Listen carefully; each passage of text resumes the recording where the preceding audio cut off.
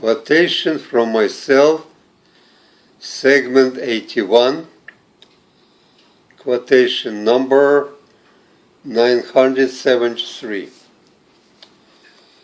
In order to maintain some degree of tranquility in my daily existence, I stop worrying myself to death about what may or may not happen, which is a sure way to insanity.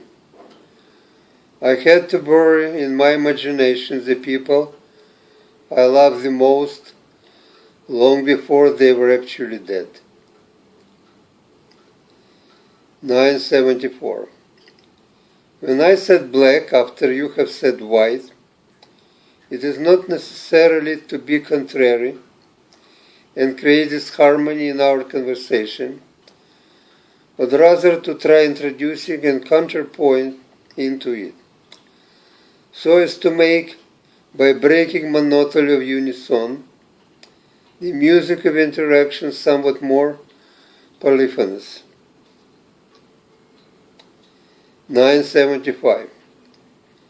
The religion is a product of man's obsession with causality, which in its turn is driven by his even greater preoccupation with survival.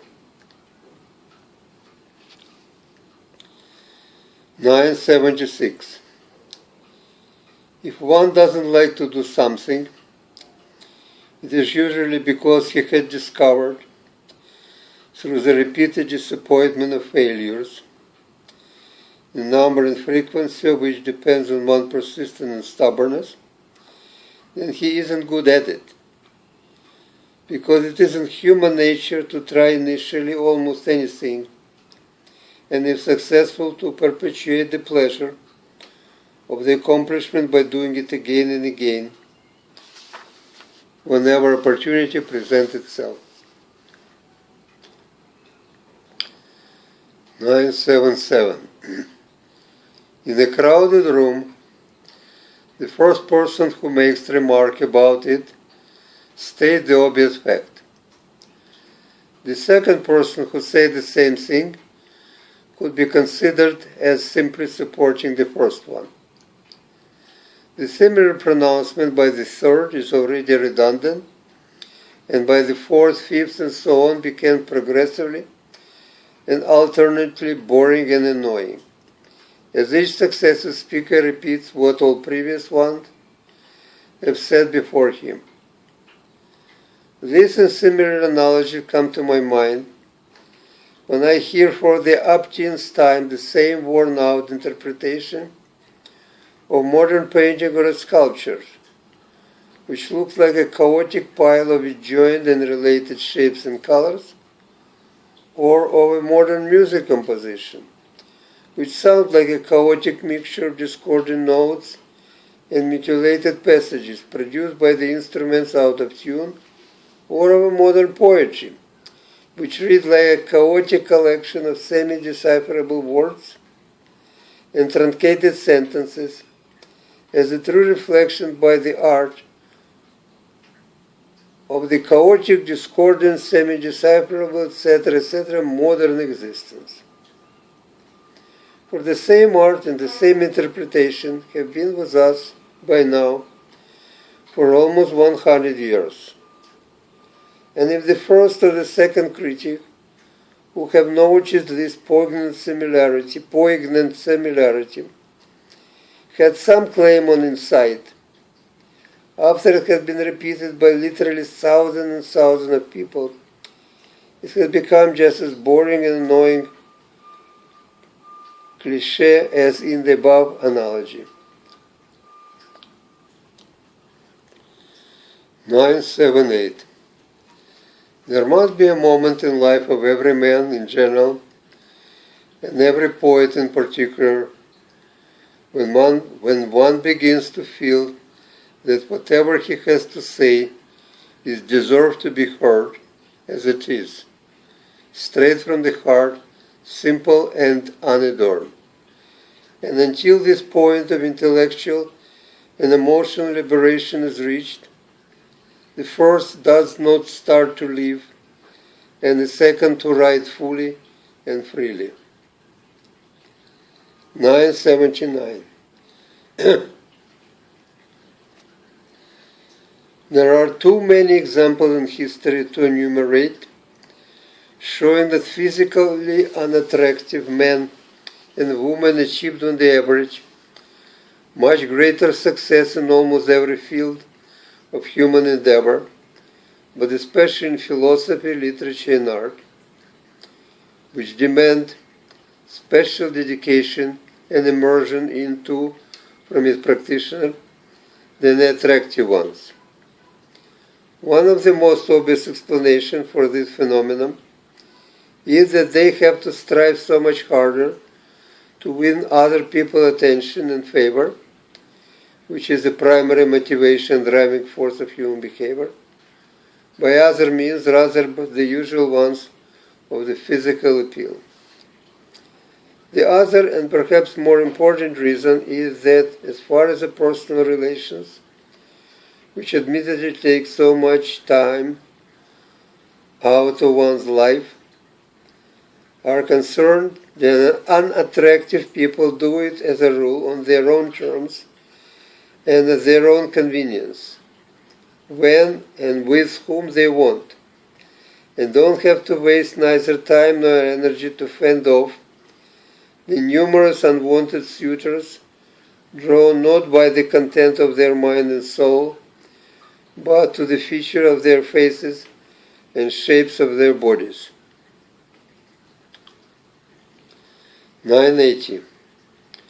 Being a relative or a friend or an acquaintance of a writer, one has no choice but to resign to the inevitable fate of becoming one day just another batch of grease to this writer's creative meal. And the only thing left for such a person is to hope against hope that nobody else will notice it. 981. First, everybody but everybody tries to convince you of the virtue of being an individual. But when you finally decide against your better judgment to become one, by making some tentative attempt of semi-original opinions or some mildly peculiar behavior, the very same people are even more eager to point it out to you. There is absolutely nothing specifically unique about what you say or do. Or, which is even worse, you are accused, sometimes in no uncertain terms, of turning into an arrogant, conceited son of a bitch who thinks he is better than anybody else. 982. Ideally, everyone wants to be loved and respected for who he really is. But in most cases, we all have to settle eventually for being appreciated mainly for what could be got out of us by others. 983. There are undoubtedly some people who would help you for your sake only, but there are many more who seize your need as their opportunity to show how much better or better off they are than you. 984.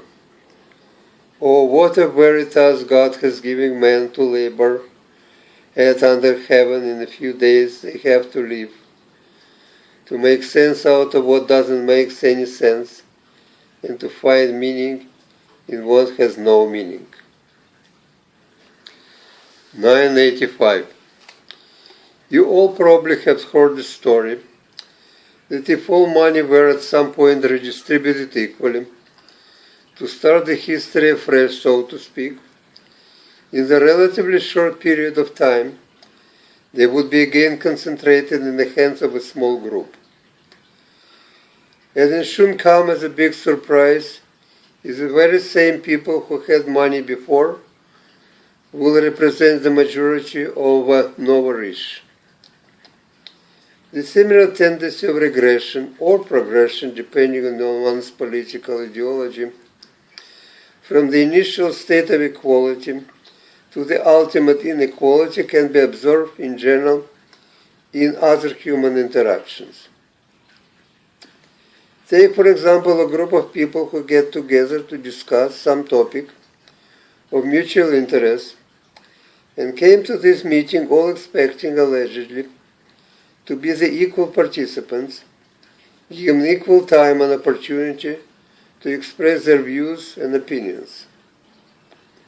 Yet, very soon in the process of conversation, unless some precautionary measures are taken and vigilantly maintained, the familiar phenomenon of separation of this presumably group of equals into a small outspoken minority, which will hog the lion's share of time, and the large silent majority, which will be left with almost no opportunity to speak, inevitably takes place.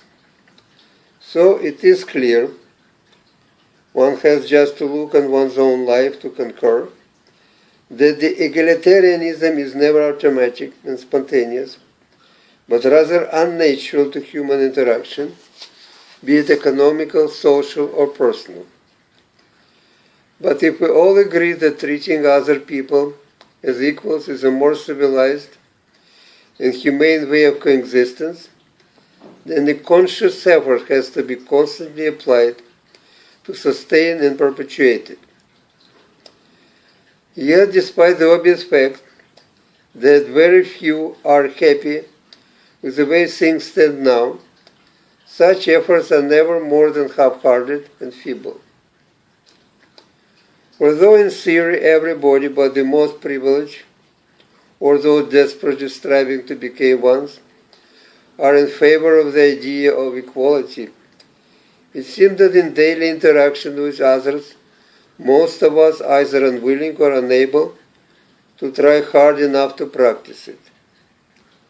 And who knows what degree of personal or collective unhappiness is needed to change this almost universal pattern of human behavior.